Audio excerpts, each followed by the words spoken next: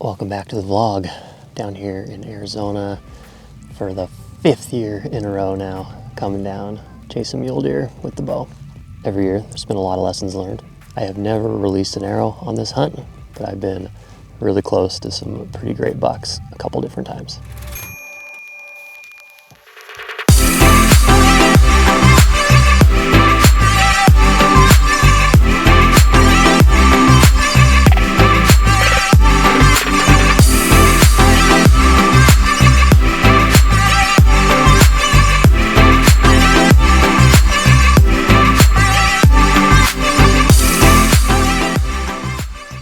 So this year we're in a brand new spot, and right off the bat last night, bumped a buck with a doe.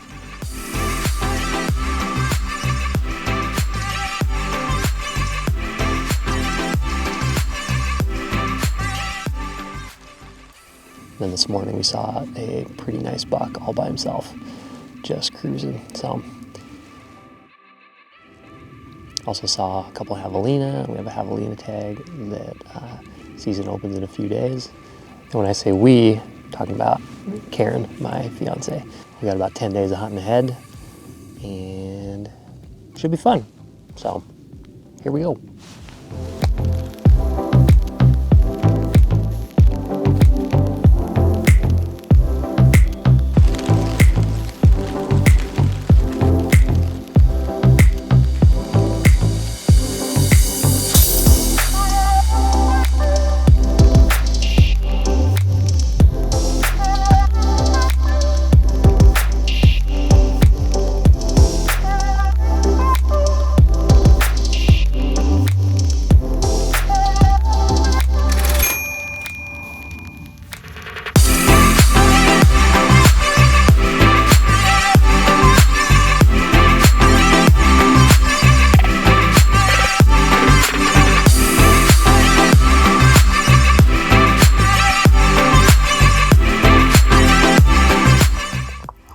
And dead center of the frame before that wash. A couple deer walking around. There's actually 6 of them out there, and they're like a mile and a half away.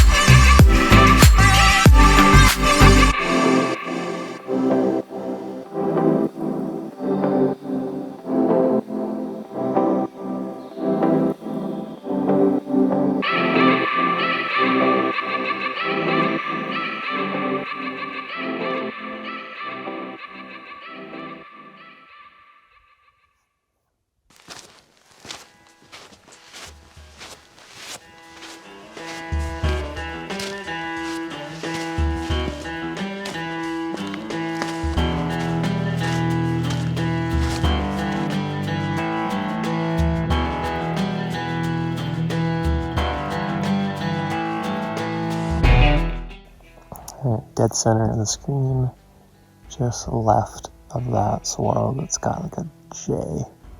There's a little 3x3 embedded in the shade. Finally found a bedded buck in a really stalkable spot. That in itself feels like a success. Problem is, he's just a young little 3-point.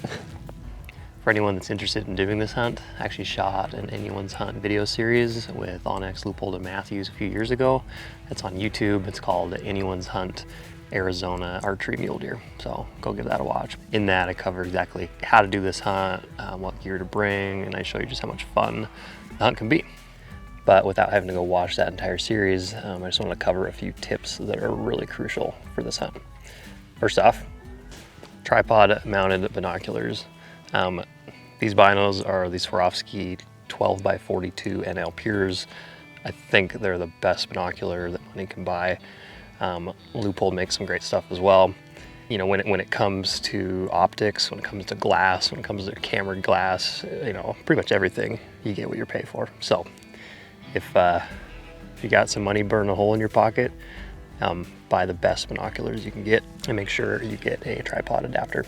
A lot of the deer I've been glassing are easily a mile away, and if you try to hand hold your binos and actually see those things, it's pretty much impossible. I bet I see 90% more deer because my binos are mounted on a tripod. Second tip is that if you do go in on some stalks, is to muffle the sound of your footsteps. I use these. These are called safari sneakers. They're basically like a fleece called like an overshoe that goes over whatever boot or shoe that I'm wearing. Great thing about these, especially down here in Arizona, is there's cactus everywhere. And with these, I get to leave my boots on, so I still have full like protection on my feet while remaining quiet. So pretty sweet. Of course, these safari sneakers are incredibly hard to find. Last couple pairs I've bought off of Amazon. I don't know anyone else that makes an over the boot or over the shoe kind of fleece cover, so if someone else would go ahead and make these, that'd be great. And the third tip, snacks. Lots of glassing snacks. These ones here are cheddar buddies.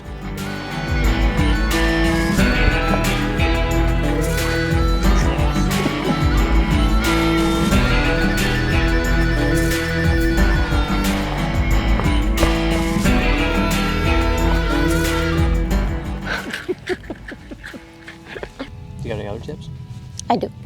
From experience, always look before you sit, so you don't sit on a cactus. Done for the day. Headed out, and on the drive out, I found a shed. Nice. Consolation prize, if anything. Made it back to the camper for the evening, and this just happened. Karen found this piece of trash here, and she went to pick it up, and then she stopped because there's a black widow right there. Yeah. That trash, I don't know. Might have to grab a trekking pole for that trash. So that's nice. To be expected in the desert, I guess. Tomorrow, definitely going to be watching where I sit.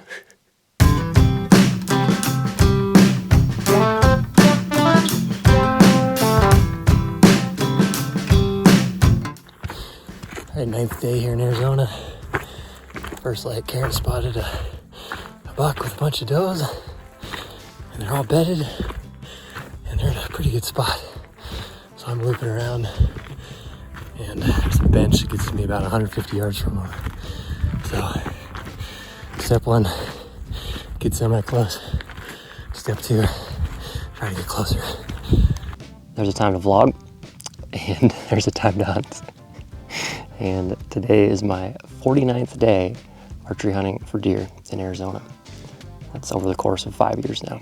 And I decided to put the camera down and try to get close. And I got into 20 yards of this buck. And he was on the wrong side of the bush, of course. He busted. Him and his does, they ran out to 64 yards. And I feel pretty good about taking a 64-yard shot. So spun my sight down, put my pin on him. Right when I shot, he just started walking forward. And by the time my arrow got there, he was like 3 steps in front of that arrow, so completely missed. Hey. Let's go find my arrow. You can see all the deer tracks coming right here. The buck was standing right here. And there's my arrow.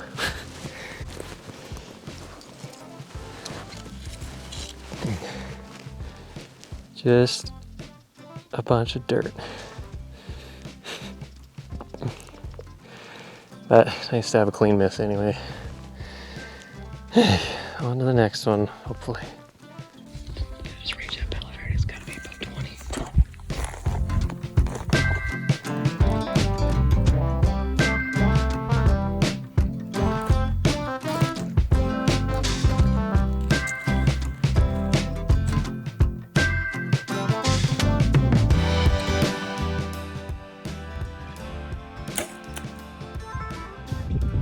Did you get one? Oh, you got one, babe, I see it. Shoot. Dinner.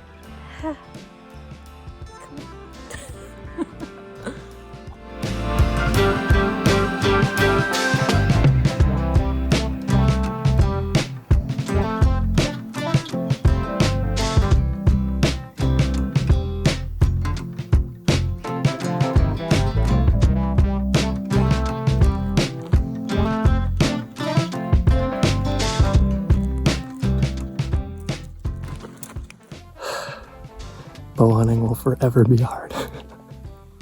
Had that buck about 70, and I just shot a little bit low. Missed.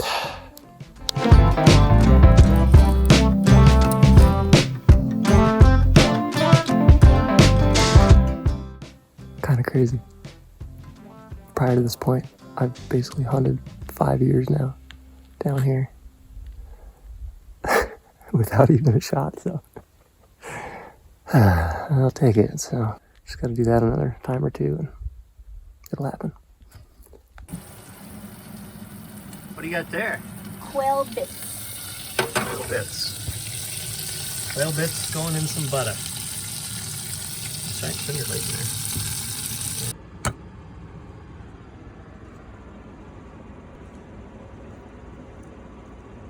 Your first bite of Gamble's quail. That's really good.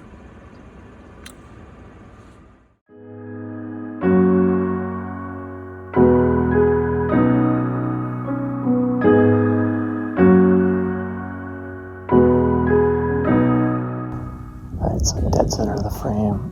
The wind is not blowing. That is actually a buck raking the heck out of that bush.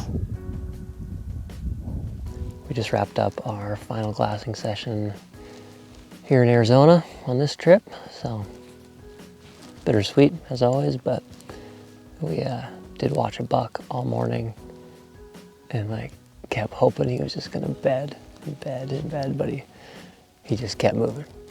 And he actually walked almost a mile and eventually disappeared into this little draw, so.